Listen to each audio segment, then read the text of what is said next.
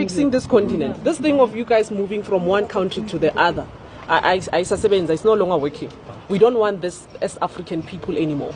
We are tired of seeing African migrants moving all over the world, refusing to fix your own countries. Now we're making it very clear to you guys, Utitina, we don't want you here.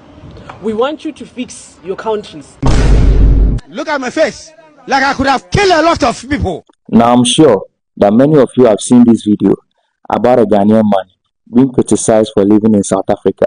This is because the South Africans think that the African migrants are taking their jobs and properties. Meanwhile, the African migrants owns like 1% of jobs, lands and businesses in South Africa, whilst the white people and the foreign investors owns like 70 to 75% of businesses, lands and jobs. So, who is to blame here?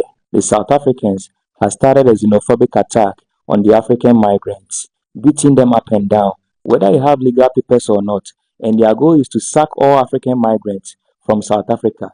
But this problem is not a problem for only South Africans, but a problem for all African countries, because other African migrants, including Ghanaians, are being tortured and becoming targets of discrimination, looting and violence. So His Excellency John Dramani Mahama, the President of Ghana, made a statement about this situation.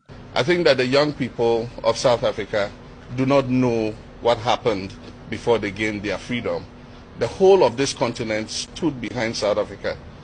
The whole of Africa stood behind South Africa to fight against apartheid. Indeed, for several of the countries where their citizens have been brutalized in South Africa, these are countries that were called frontline states that harbored the freedom fighters, of South Africa and gave them safe haven, gave them passports, to be able to avoid the clutches of the apartheid regime.